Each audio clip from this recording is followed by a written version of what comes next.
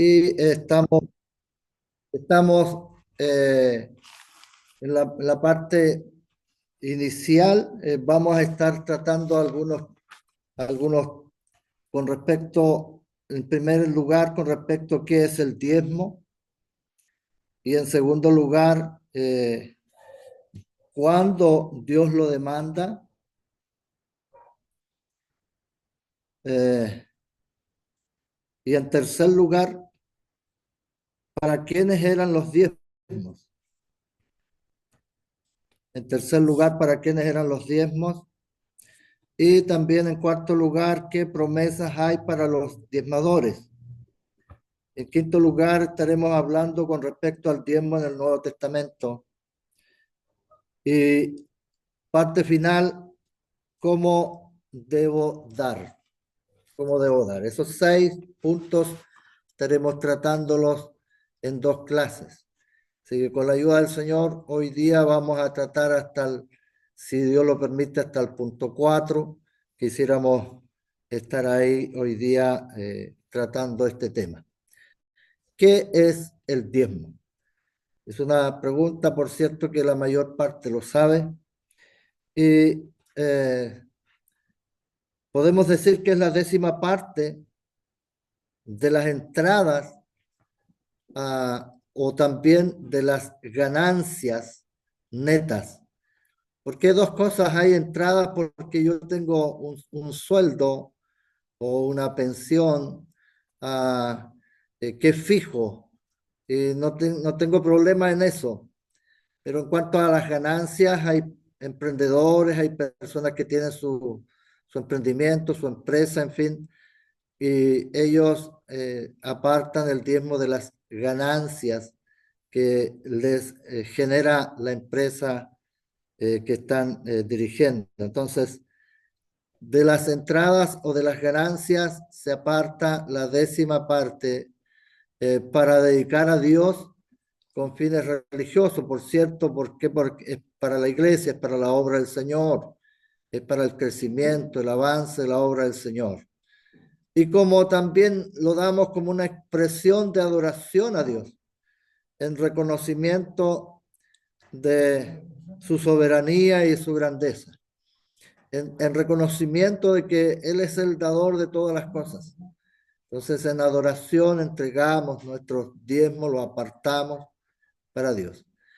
La, la práctica del diezmar es una práctica muy antigua, no se conoce prácticamente dónde comienza o quién inicia o quién la enseña. No tiene, es el origen, eh, pero es una práctica muy antigua. Se desconoce prácticamente su origen, pero hay los pueblos no hebreos, otros muchos pueblos lo practicaban. En la historia bíblica nosotros sí, claro, tenemos la primera mención que se hace de los diezmos en cuanto en el tiempo de Abraham. Después de haber logrado una gran victoria militar sobre aquellos 4 reyes, él de los despojos del botín aparta el diezmo y lo entrega a Melquisedec, sacerdote del Dios Altísimo.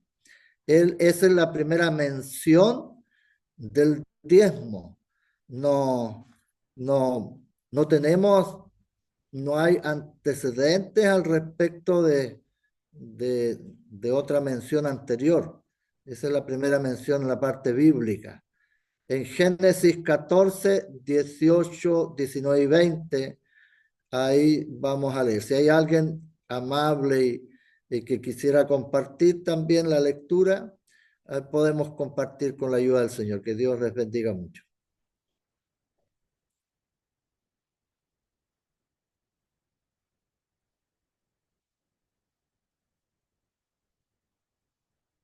Amén.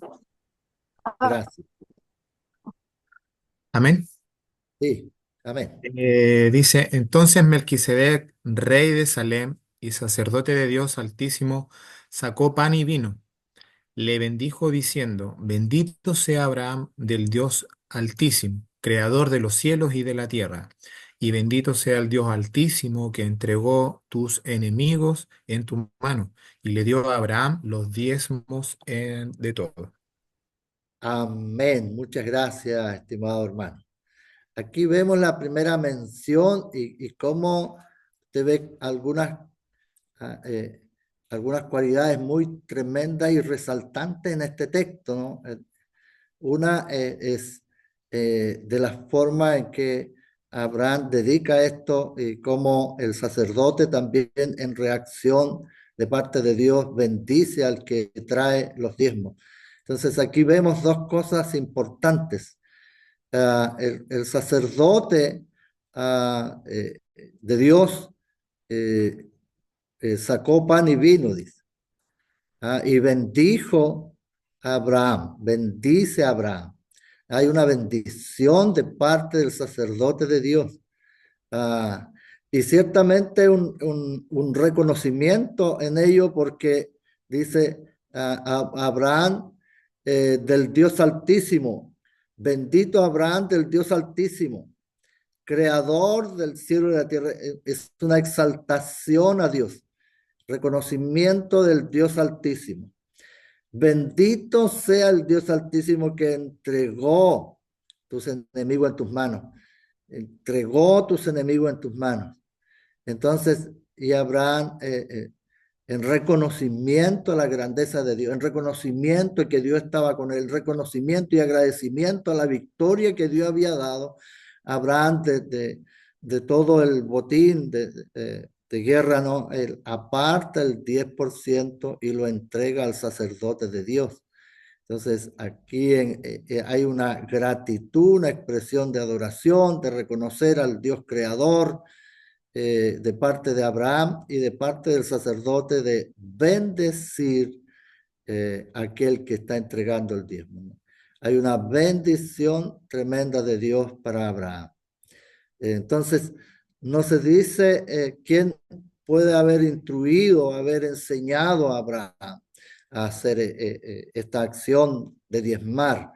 No hay indicio de que alguien instruyera a Abraham en su comienzo, ¿no? Pero de alguna parte Abraham tenía que haber sacado esta enseñanza.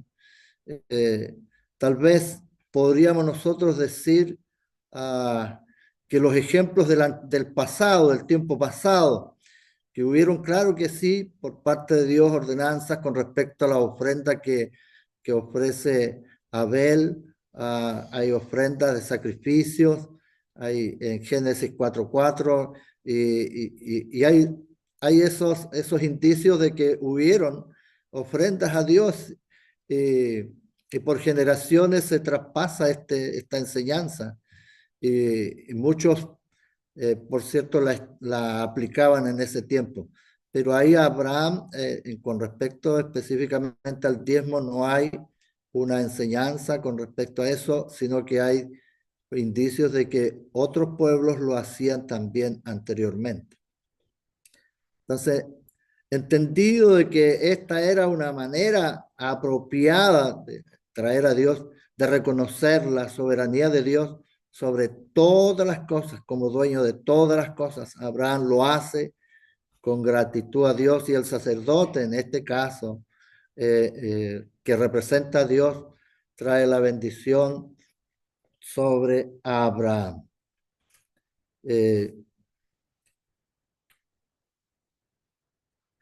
Cuando el punto 2, ¿cuándo Dios lo demanda?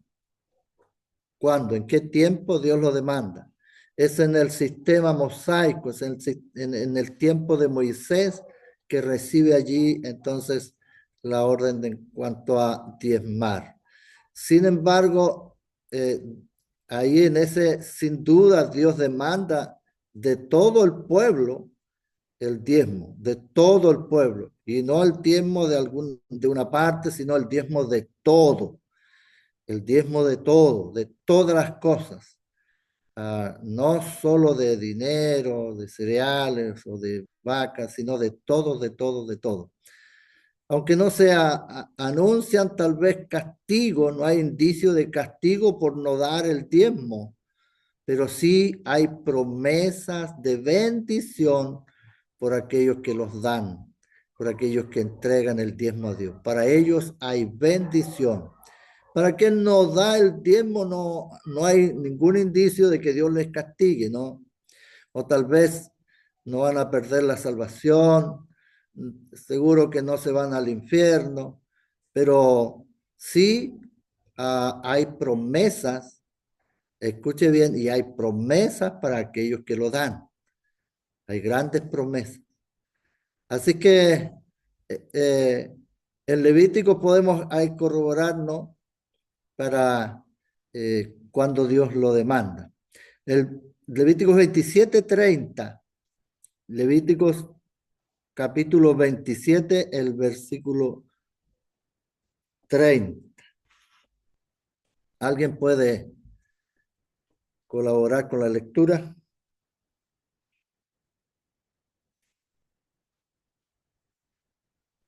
Amén.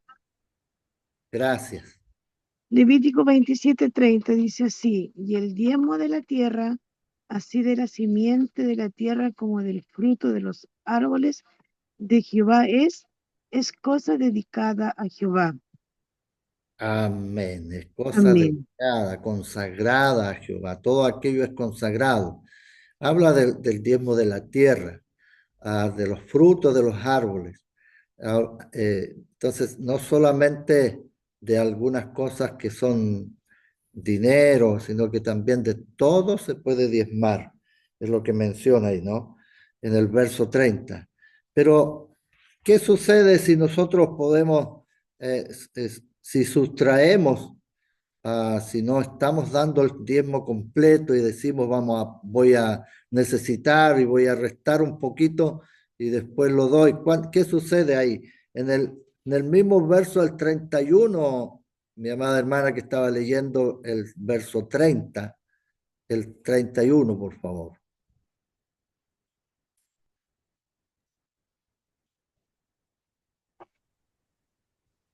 Ay, 31. Y si alguno quiere rescatar algo del diezmo, añadirá la quinta parte de su precio por ello. Debería restituir la quinta parte por ello. Amén. Entonces, Amén. no se puede sacar del diezmo o dejarme una parte del diezmo, no es bueno. Eh, pero si alguien lo hace, aquí está diciendo el Levítico ahí en el verso 31 que debería de añadir a ese diezmo una quinta parte, o sea, devolver, restaurar una quinta parte de lo que sacó. Eso tiene que devolverlo a Dios. Entonces, se debe restituir la quinta parte por ello. Se debe restituir. No es simplemente, no, menos, voy a dar menos. No. Usted si es un diezmador o si hay diezmadores consagrados, tienen que dar el diezmo, el 10%. El verso 32, por favor. Amén.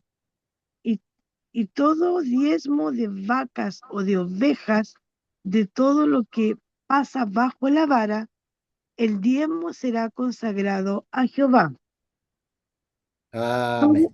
Amén. Amén. Todo. Diezmo de vaca, de ovejas, de animales, de fruto, de árboles, de hortalizas, en fin, de todo se debería diezmar. Dice de todo lo que pasa bajo la vara. La vara era una medida que había en el antiguo tiempo. Es un asunto de medir. Entonces, todo lo que se pudiera medir era importante diezmar de eso. Entonces, todo debía ser consagrado a Dios y dar el diezmo de ello en reconocimiento de la soberanía, de la grandeza de Jehová nuestro Dios. Completamente consagrar la décima parte, apartarla para Dios. Esa era la ordenanza. Dios demandaba entonces que se apartara de todas las cosas el diezmo para Dios. Era importante para Dios el diezmo. Ah, en cuanto ahí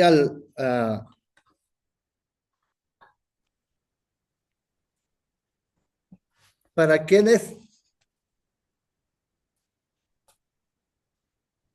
En segunda de Crónicas, ¿para quiénes eran los diezmos? Ahí también tenemos en segunda de Crónicas 31, del 4 al 6. Segunda de Crónicas 31, 4 al 6. Ya lo puede leer. Estamos viendo para quiénes eran los diezmos. A quiénes se le entregaba los diezmos. A quiénes se le hacía llegar los diezmos. Quienes daban uso de este diezmo. Amén, amén. Amén. Amén. Segunda de Crónica 31, del 4 en adelante. 4 al 6. Del 4 al 6 ya. Sí. Mandó también al pueblo que habitaba en Jerusalén que diese la porción correspondiente a los sacerdotes y levitas, para que ellos se dedicasen a la ley de Jehová. Y cuando este edicto fue divulgado, los hijos de Israel dieron muchas primicias de grano, vino, aceite, miel y de todos los frutos de la tierra. Trajeron asimismo en abundancia los diezmos de todas las cosas.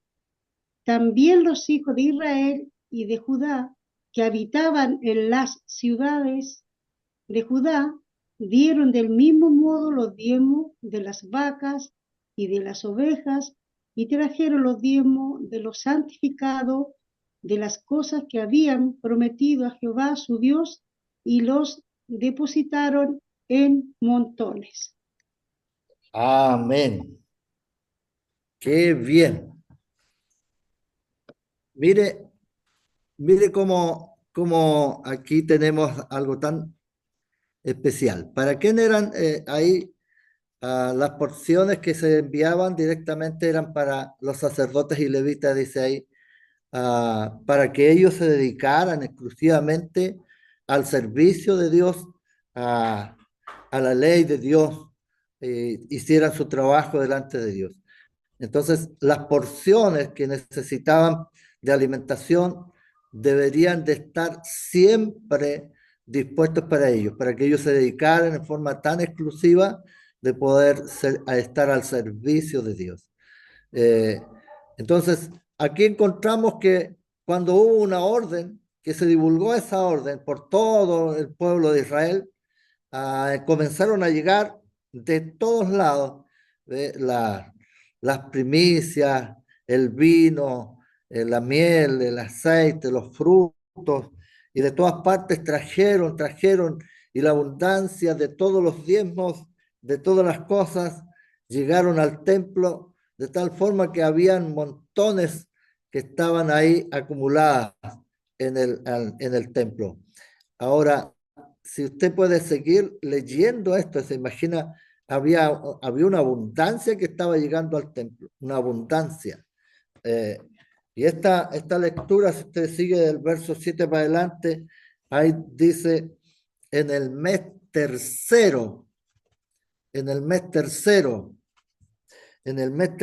comenzaron a formar esos montones que dice el verso 6 al final. Los depositaron en montones. Y en el mes tercero comenzaron a formar aquellos montones. Y terminaron en el mes séptimo. En el mes séptimo. ¿Cuántos meses estuvieron llegando cosas de distintos lugares? Se imagina, del mes tercero, del 3, el 4, 5, 6 al séptimo, son 5 meses que estaba llegando. Cuando Ezequías el rey y los príncipes vinieron y vieron estos montones, bendijeron a Jehová y al pueblo Israel. Y preguntó Ezequías el rey a los sacerdotes y a los levitas acerca de esos montones qué significaba, qué es esos montones. ¿De qué se trata eso? Y el verso 10 dice, y el sumo sacerdote Azarías de la casa de Sadoc le contestó, desde que comenzaron a traer las ofrendas a la casa de Jehová, hemos comido y nos hemos saciado y nos ha sobrado mucho. ¿Se da cuenta? Jehová ha bendecido a su pueblo y ha quedado esta abundancia de provisión. Oh, son expresiones extraordinarias, ¿no? Entonces mandó a Ezequías que preparasen cámaras en la casa de Jehová y las prepararon. Y en ellas depositaron las primicias y los diezmos y las cosas consagradas fielmente y dieron cargo a ello al levita Conanías, el principal, y a Simei, su hermano, que fue el segundo a bordo ahí a cargo de las cámaras de cuidar aquellas porciones, aquellos diezmos y primicias y todo aquello que había llegado a la casa de Dios. ¿Se imaginan las expresiones de estos sacerdotes? Hemos comido. Estamos satisfechos. Parece que nunca habían logrado estar en esa forma tan satisfechos, porque la expresión es tremenda. Estamos satisfechos y nos ha sobrado. Es posible que nunca le había sobrado tanto, jamás o jamás había sobrado. Es posible que la escasez que se vivía en el templo de Dios con respecto a estos alimentos era grande. Por esto es que ahora hay asombro por lo que está ocurriendo. Los montones del mes tercero al séptimo no dejaban de llegar. Hay una abundancia tremenda y los sacerdotes están felices. Oiga, ¿quién no trabaja en un ambiente agradable donde no tiene problema, donde no le escasea nada? Tiene todo en abundancia, o sea, hay felicidad, hay ganas de trabajar, se hace todo con mucha voluntad y disposición, pero cuando falta, cuando escasea, cuando no hay prácticamente nada, caramba, que cuesta hacer las cosas, pues no es igual, no es lo mismo. Y acá tenemos a estos sacerdotes felices, contentos, satisfechos y sobrándole abundantemente las cosas. Entonces, cuando el pueblo da, cuando el pueblo entiende que debe dar para la obra de Dios, entonces la obra de Dios funciona. La obra de Dios no tiene escasez, la obra de Dios avanza, porque cuando hay escasez es difícil avanzar, porque falta, no se puede. Entonces necesitamos ver estas escrituras y ver cómo acá hay una abundancia extraordinaria que puede dar una libertad para poder realizar el servicio a Dios de mejor manera, Amados, aquí hay una abundancia enorme en la casa de Dios, de tal manera que el rey mismo está asombrado y manda hacer esas cámaras para guardar estas provisiones y pone personas a cargo para que cuiden y para que le puedan dar porciones a cada uno de los que trabaja en la casa de Dios. Porque en la casa de Dios, si usted puede ver, no solo está el sacerdote, no, hay porteros, hay ministros de alabanza, hay grupos de adoraciones. Usted puede ver en Nehemías hay una adoración continua, constante. Y de verdad creo que deberíamos leer Nehemías, el capítulo 13 alguien puede ver, puede ayudarme ahí. Nehemías del capítulo el capítulo 13 del 4, algunos versículos. Fíjese que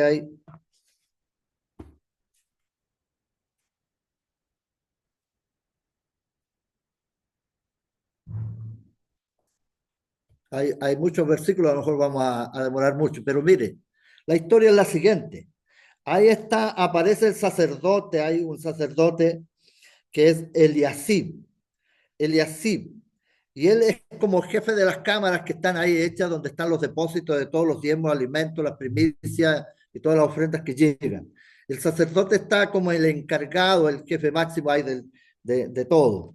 Pero aquí vemos a Nehemías que él tiene que regresar al rey para dar su reporte de todo y se aleja de Jerusalén. Todo está en orden, todo está funcionando, el culto, la adoración a Dios, todo funciona perfecto. Y él se va a rendir esta cuenta al rey, pero cuando él regresa encuentra que hay un desorden en la casa de Dios.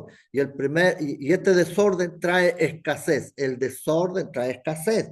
Ahora, ¿cuál es el desorden acá? Es que este sacerdote emparenta en el verso 4, ahí tenemos ahí que emparenta con el enemigo máximo o el gran enemigo de Nehemías, que es Tobías. Tobías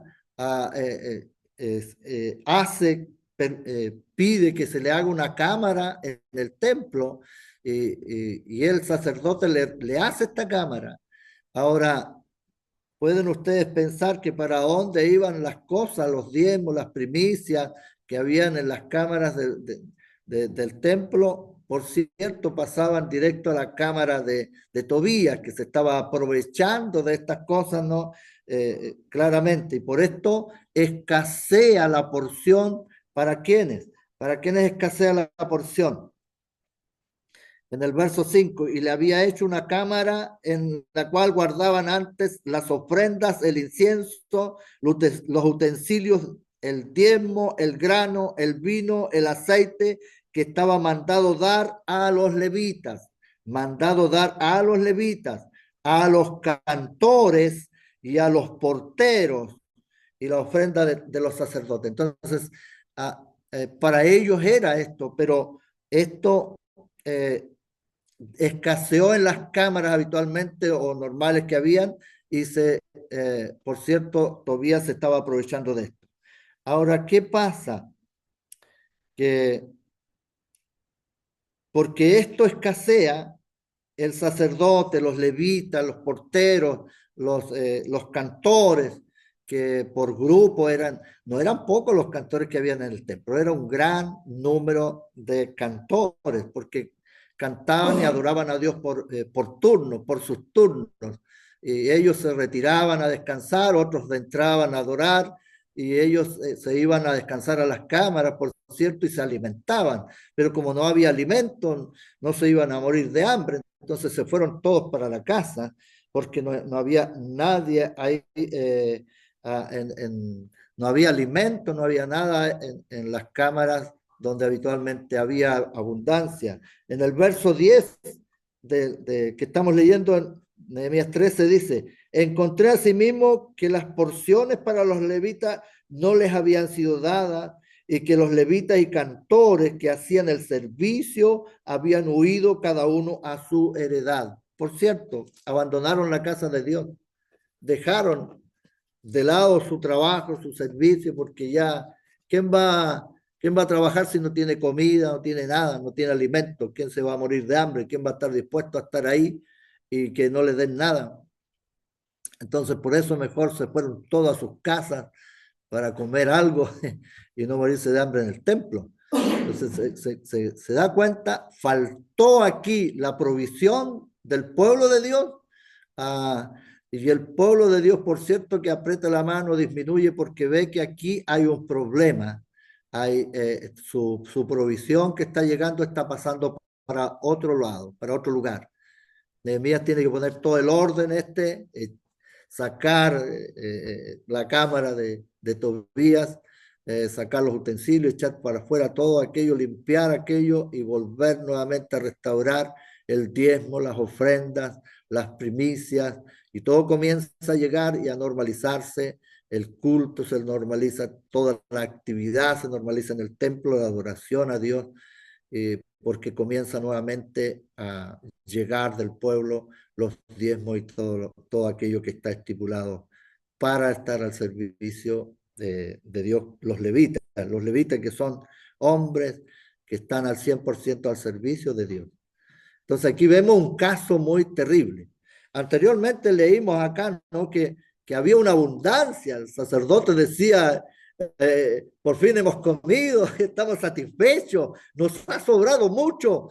Pero acá en Nehemías tenemos otra situación difícil, distinta, diferente, en que empieza a escasear este alimento y todos aquellos que están al servicio del templo, al servicio de Dios, tienen que irse para sus casas porque no tienen nada de comer en el templo de Dios.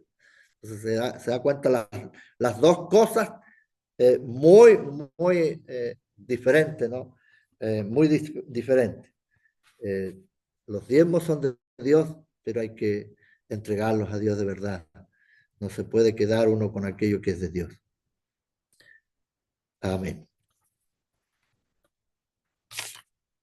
Vamos a Nehemías, el verso, capítulo 10, verso 38.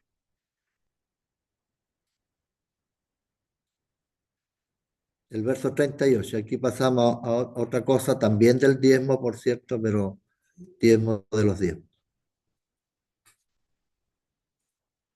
¿Alguien me puede ayudar? Nehemías 10, 38. Amén, Gracias.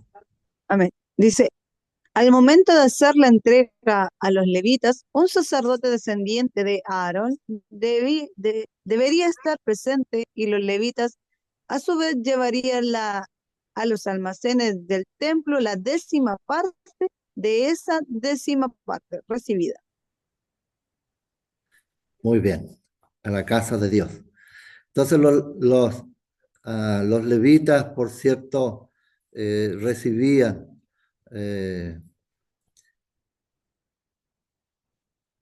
los diezmos. Los diezmos eran dados para los levitas, eso ya lo entendemos, para quienes eran. Pero también a su vez los levitas que recibían el diezmo debían apartar de ese diezmo la 10ª parte y llevarlo a la casa de Dios para ser almacenado. Entonces, los levitas que habitaban en las distintas ciudades, en las distintas tribus, habían levitas viviendo, no tenían herencia, pero tenían una parte del territorio donde tenían que vivir. Las ciudades tenían que diezmarle, pero ellos tenían que apartar de todo lo que llegara la 10ª parte de esos diezmos. Y esa 10ª parte tenían que hacerla llegar al templo para almacenarla en las cámaras de los tesoros del templo. Entonces, hoy en día en las iglesias también se reciben diezmos. Igual, todos acá, en nuestras iglesias, el Señor ha permitido que hay hermanos, hermanas que trabajan y que diezman a Dios. Entonces, de ello también se aparta de ese diezmo, de todos los diezmos se aparta el diezmo para llevarlo al gobierno central, enviarlo, y de esta forma es también el sustento para la obra de Dios. Esa es una manera de que se sustenta la obra del Señor. De esta manera puede marchar, puede avanzar, puede caminar la obra del Señor. Los diezmos de los diezmos. Punto 4. ¿Qué promesas hay para los diezmadores, para los que diezman, para los que están diezmando permanentemente, para los que están consagrados al Señor en esos diezmos y que no fallan al Señor? ¿Qué promesas hay para ellos? En Malaquías, el capítulo 3, versos 7 a 8, primero vamos a dar estos dos textos primero antes de ver las promesas. Malaquías 3, 7 y 8. Capítulo 3, versos 7 al 8. 7 y 8. ¿Alguien puede darle lectura? Amén. Gracias. Desde los días de vuestros padres os habéis aportado de mis leyes, y no las guardasteis. Volveos a mí, y yo me volveré a vosotros, ha dicho Jehová de los ejércitos. Mas dijisteis, ¿en qué hemos de robarnos? ¿Robará el hombre a Dios? Pues vosotros me habéis robado y dijisteis, ¿en qué te he robado? En vuestros diezmos y ofrendas. Amén. Ahí hay unas preguntas, ¿no? ¿En qué hemos de volvernos? En qué te hemos robado? Hay unas preguntas de Dios. Y por cierto, la respuesta, ah, ¿en qué hemos de devolvernos? ¿En qué? ¿En qué? ¿Cómo? ¿De qué forma? ¿Por qué? ¿Y en qué te hemos robado? ¿En qué? Por eso, a veces, muchas veces nosotros pensamos que no, y es así. ¿Cómo podríamos robar al que es dueño de todas las cosas? Al dueño de todo y al dueño de nosotros mismos. Pero sí, pues también eh, le quitamos. De distintas maneras quitamos en tiempo, quitamos en dedicación, eh, eh, le quitamos también en cuanto al dinero, no solo en diezmos, sino en ofrenda, a veces disminuimos, porque somos apretados, nuestra mano se aprieta y no quiere dar, entonces también le quitamos, pudiendo no lo queremos hacer. Eh, en esas distintas formas. Si a nosotros nos preguntáramos en qué te hemos robado, Señor, no sé cuál sería su respuesta o cuál sería mi respuesta. Yo cierto debo reconocer que sí, le he robado al Señor y uno no debe decir que no, que Él nos ha dado el todo y del todo nosotros que le hemos dado a Él. Entonces, ahí hay que reconocer que uno le ha fallado en mucho al Señor. No solo en esto de diezmo, no solo en esto de ofrenda, o también incluso si incluimos primicias, que a veces también escasean mucho, ¿no? Porque no todos traen a veces, no todos traen lo que le corresponde al Señor. Entonces, Sí, en eso estamos nosotros cayendo en falta ante Dios, ¿no? Pero aquí dice claramente, ¿no? En qué hemos de devolvernos, en qué, en aquello que debemos de hacer, pues de obedecer a Dios, de obedecerle. ¿En qué te hemos robado? No solo en este caso la respuesta de Dios dice en vuestros diezmos y ofrendas, en vuestros diezmos y ofrendas. En eso, el pueblo había caído en falta en eso. La exigencia de Dios y el pueblo no estaba obedeciendo. Y eso trae un daño. Ya vimos ya en Nehemías lo que pasó. Es un daño. La obra del Señor se detiene. Nosotros somos los responsables de poder permitir que la obra del Señor avance. Y es con nuestro esfuerzo, no solo esfuerzo de voluntad, de trabajar, sino también con nuestro dinero, con nuestras ofrendas, con nuestros diezmos. La ofrenda es importante. Con eso avanza la obra del Señor. Entonces necesitamos reconocer que sí, hay veces que no estamos haciéndolo bien, no estamos haciéndolo bien. Bendito sea el Señor. El dueño de todas las cosas nos da y a veces nos da harto, pero de ese harto tenemos que nosotros apartar el 10%. Nosotros tenemos que eh, administrar el 90%. Y de eso que tenemos nosotros, por cierto, es lo que tenemos que ofrendar a Dios. No solo eh, quedarnos con todo, sino que entregar a Dios también. Pero el 10% le corresponde a Dios y hay que consagrar eso para Dios. Hay que entregarlo a Dios. Y así lo hacemos, si de esa manera lo hacemos, hay promesas, y eso es lo que estamos viendo, las promesas que hay para los diezmadores. Y en Malaquías capítulo 3, el verso 10 y 11, ahí nos está hablando las grandes promesas. ¿Alguien puede leer las promesas que Dios nos da? Malaquías 3, 10 y 11. Amén. Traed todos los diezmos al alfolí, y hay alimento en mi casa. Y probadme ahora en esto, dice Jehová de los ejércitos, si no os abriré las ventanas de los cielos y derramaré sobre vosotros bendición hasta que sobreabunde. Reprenderé también por vosotros al devorador, y no os destruirá el fruto de la tierra, ni vuestra vid en el campo será estéril, dice Jehová de los ejércitos. Dice Jehová de los ejércitos. Ahí está la firma de Dios, ¿no? Dice Jehová de los ejércitos. Está firmado por él. Es un sello, ¿ve?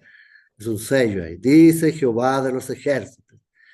Aquí hay promesas, fieles promesas para aquellos que también son fieles a Dios en el diezmo. Traed todos los diezmos al árbol y todo le corresponde a él. Entonces hay promesas de alimento, no me faltará, no me faltará. Él lo hará, siempre tendremos en nuestro hogar lo necesario, nunca faltará. Dice Jehová de los ejércitos, es un sello, él le pone el sello. Yo te lo digo, no te faltará, dice Jehová de los ejércitos. Y él también promete que abrirá ventanas de los cielos.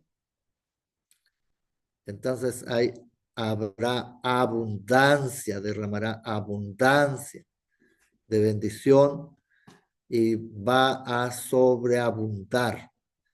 Gloria a Dios. Entonces, si no hay castigo o no hay algo para los que no diezman, pero sí, amados, volvemos a reiterar, hay grandes promesas para aquellos que diezman. Hay grandes promesas. Esto no es solo para el Antiguo Testamento, no. Si usted lo ve de esa manera, no es así. Y el verso 11 dice, reprenderé también por ustedes al devorador. No se preocupen ustedes. Yo voy a reprender al devorador. Yo voy a quitarlo, sacarlo, apartarlo de ustedes. No será destruido el fruto de su tierra, ni la vid será estéril. O sea que siempre habrá abundancia. Es una promesa de Dios. Y si lo dice él, por cierto que así será. Hermanos, así será. No escaseará el alimento en nuestra casa. Si alguna vez ha tenido usted que pasar por estas dificultades de escasez, es porque no es que él no atienda su fidelidad, sino que también muchas veces es necesario pasar por tiempos difíciles para ver allí manifestada la fidelidad extraordinaria y maravillosa de Dios. Así que ahí muchos han experimentado en el tiempo de escasez, han experimentado al Dios que provee, a Jehová Jireh, al Dios proveedor. Ahí lo han conocido en el tiempo de escasez. Yo lo digo también porque también lo he conocido mucho, mucho. Y también puedo decir, amado, y afirmar que lo he conocido mucho más en aquellas experiencias muy cercanas. He aprendido mucho más y lo he conocido mucho más en esa práctica, en ese tiempo de sufrimiento y dificultades, que en las escrituras, que en el conocimiento mismo, porque allí se ha aplicado la verdad de Dios, allí se ha aplicado el conocimiento que uno tiene, allí lo ve una realidad, allí de frente a nuestros ojos se hace verdad su palabra. Entonces, por eso uno en esas experiencias aprende y conoce mucho más a Dios. Entonces, las promesas. Hay alimento en mi casa. Hay mucho alimento, si yo soy fiel. Hoy también dice, Dios nos defiende. Él reprende al devorador. Él sana nuestra tierra. No habrá una tierra estéril que no dé fruto. No permitirá que el enemigo destruya destruya el fruto de su casa, destruya su trabajo. No permitirá Dios. Si usted es fiel, no le faltará. Dios bendecirá. No habrá esterilidad. Y él también le dice, probadme, probadme, probadme. Si eres fiel, si traes el diezmo, pruébame. Si es que de verdad yo voy a dar o no voy a dar. Si te falta, pruébame, pruébame. Y eso, en eso uno ve la fidelidad de Dios. Si hay escasez, uno no lo va a hacer. Si usted tiene, no lo pruebe, no haga ni tal de hacerlo. Si hay una necesidad de hacerlo, entonces hágalo. Dígale, háblele con respecto a su palabra, lo que él promete y pídale, a ver si él no va a resolver su problema. Claro que lo hará. Eso es así. Lo he visto en muchos. Dios ha provisto de la nada. Siempre, siempre está ahí. Entonces, ¿se abren ventanas de los cielos? Claro que sí. Porque Dios, como siempre decimos, saca donde hay y pone para poner donde no hay. Y es así. Dios nos trae el alimento que nos falta y siempre tendremos para nuestra casa y nuestros hijos porque Él es nuestro gran Dios proveedor. Él reprenderá al devorador. Él lo hará. Él quitará el mal de tu casa, de tu familia. Si tú eres fiel a Dios, Él bendecirá, guardará y te defenderá de todo mal. Él cuidará de ti. ¿Quieren hacerte daño? Si tú estás bien delante del Señor, no tengas miedo. Él peleará por ti. Él promete defenderte. Es una promesa de Dios. Así que podamos cumplirle a Dios, ser fieles y veremos sus promesas realizadas en nuestras vidas. No hay duda que así será. ¿Ve? Que Dios le bendiga mucho. Ah, hay tiempos donde los cielos fueron abiertos.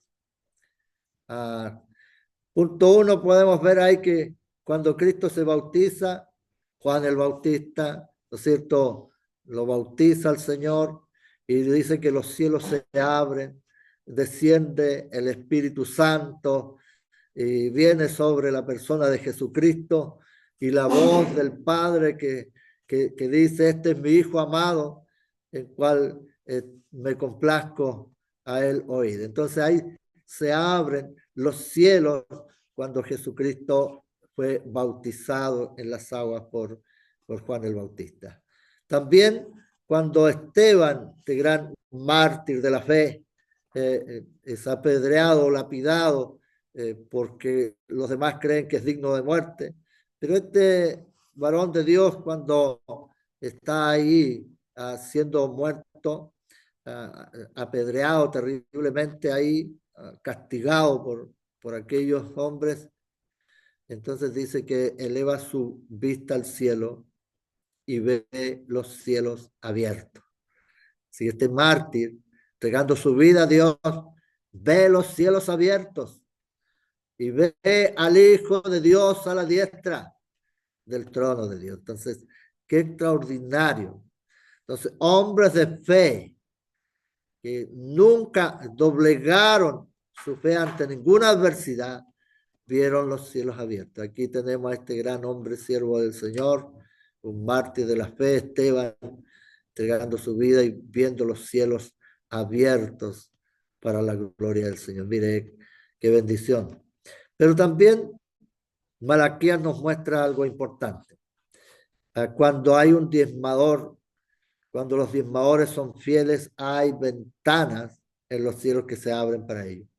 Hay ventanas en los cielos que se abren y que la bendición cae para ellos. Así que, ¿cuándo se abren los cielos? Cuando hay hombres fieles a Dios. Cuando hay hombres y mujeres que aman a Dios. Cuando hay hombres y mujeres que obedecen a Dios. Hay ventanas en los cielos que se abren. Y hay bendiciones que transitan velozmente para venir a suplir la necesidad de aquellos que son fieles. Que Dios les bendiga mucho. Mire, qué lindo esto, hermanos. cómo Dios, lo que hemos estado viendo es una forma de sustentar su obra, es una forma de sustentar la manera en que se administra el templo, en cómo se lleva y se organiza de tal forma de que esto pueda marchar y que cuando esto falla, vemos la crisis que hay en la casa del Señor, pero cuando esto resulta y cuando esto se obedece, vemos que esa abundancia permite que también la bendición de poder ministrar a Dios, de poder servir a Dios, está la libertad para servir a Dios de los sacerdotes y de los levitas y los cantores y todo aquello, que eso trae una bendición abundante al pueblo de Dios. Entonces, eso es lo que se ve en esta panorámica, ¿no? Que es el sistema de sustentar la obra de Dios desde el antiguo tiempo, desde el antiguo tiempo. Entonces necesitamos reflexionar respecto a esto y si alguno no está participando de estos diezmos y quiere participar, que lo haga, que no dude de hacerlo. Fíjese que cuando estuve, solamente para culminar, entré a esta iglesia Antorcha de la Fe y el pastor que estaba ya transitando un año más o menos caminando en el culto, lo único que hizo mención: Dios bendiga a los diezmadores, que el Señor los colme de ricas bendiciones, que no les falte nunca nada, que el Señor los guarde y los proteja. Fue toda la mención que hizo con respecto a los que estaban diezmando. No hizo una prédica del diezmo. Entonces, camino a casa, yo le dije a mi esposa, ¿sabe? ¿Escuchaste al pastor? Habló de los diezmos, hay gente que está diezmando, personas que diezman. Sí, me dijo. Yo lo escuché. Y yo le dije, mire, ¿y por qué no diezmamos nosotros también? ¿Por qué no diezmamos? Y ella me mira y dice, ya, pues diezmemos. Desde ahí en adelante nosotros hemos diezmado.